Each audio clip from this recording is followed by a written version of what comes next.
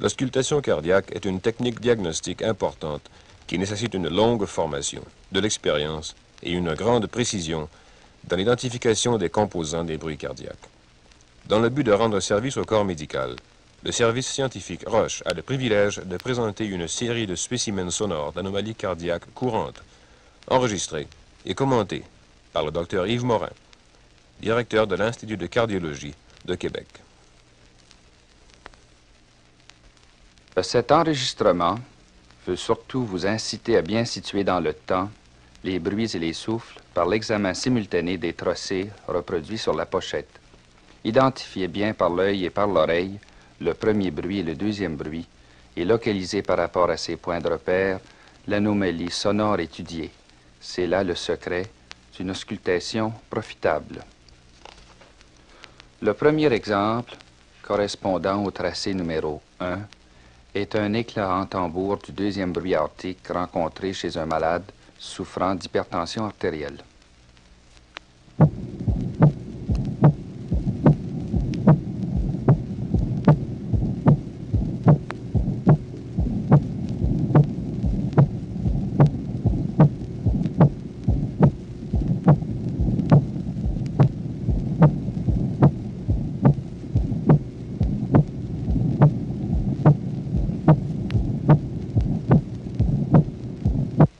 Le deuxième tracé nous montre un dédoublement serré, physiologique du deuxième bruit, variable avec la respiration.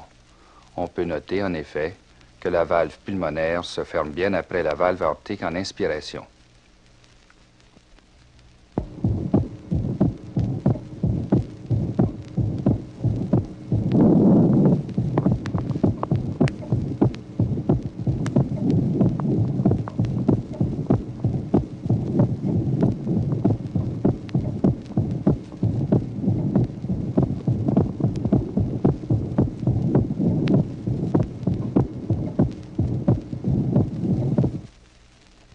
Tracé numéro 3. Dédoublement plus large du deuxième bruit, l'élément pulmonaire étant toujours le dernier. Il existe en plus un souffle systolique.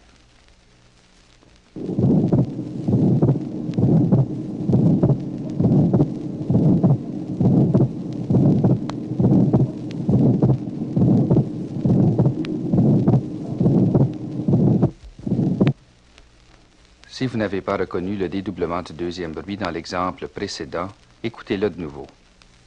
Tracé numéro 4. Auscultation d'un malade porteur d'une valve mitrale artificielle. La petite balle de plastique en se déplaçant crée des claquements qui correspondent au premier bruit et au claquement d'ouverture. On reconnaît ces claquements artificiels à leur timbre particulier.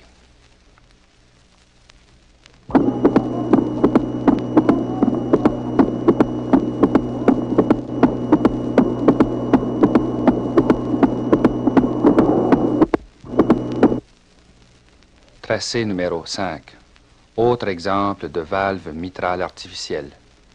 Ici, toutefois, en diastole, après le deuxième bruit, on entend plusieurs claquements correspondant au heurt de la balle sur les parois de la cage.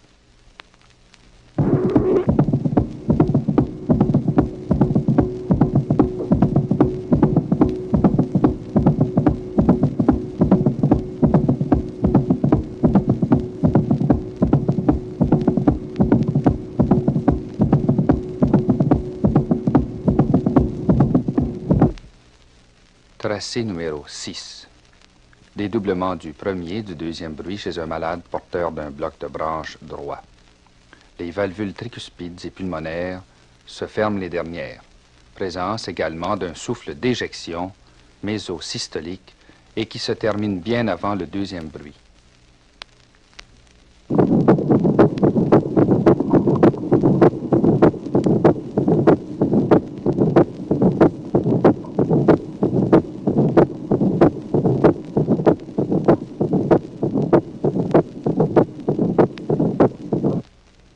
Tracé numéro 7.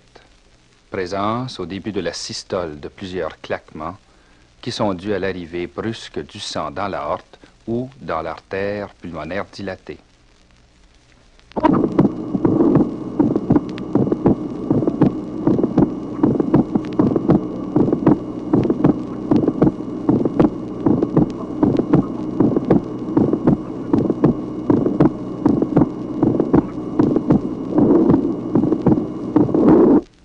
Tracé numéro 8.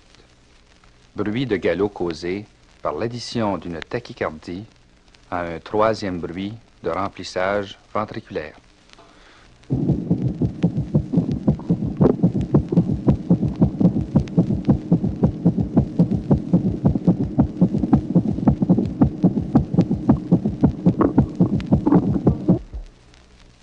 Tracé numéro 9. Souffle mésosystolique d'éjection. Il vous faut percevoir par l'oreille le silence entre la fin du souffle et le deuxième bruit.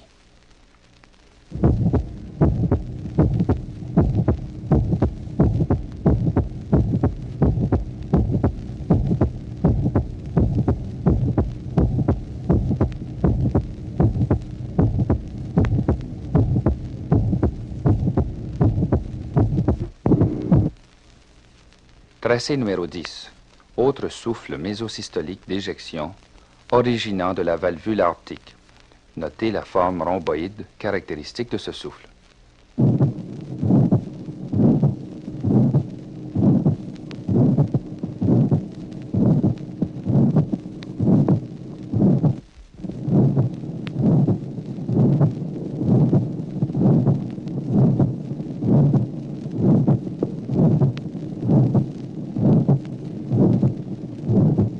Tracé numéro 11.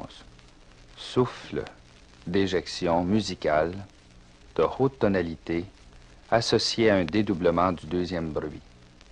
Maintenant, l'auditeur devrait pouvoir entendre assez facilement ce qu'il voit sur le tracé.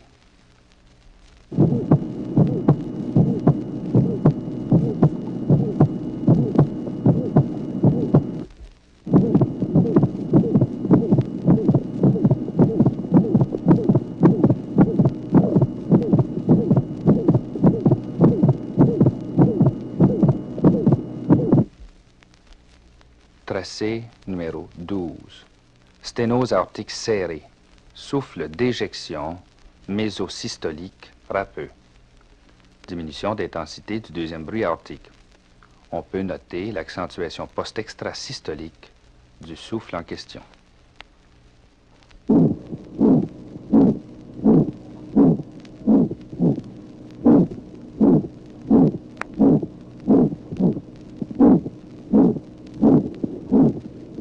Tracé numéro 13. Type particulier de souffle systolique, entendu exclusivement en fin de systole. L'oreille peut déceler cette localisation télésystolique du souffle.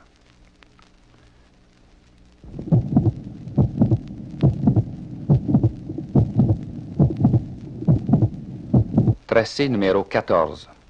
Dans cette même localisation télésystolique, présence d'un claquement, plus court et plus sec que le souffle précédent. Ces phénomènes sonores télésystoliques représentent des anomalies mineures de la valve mitrale.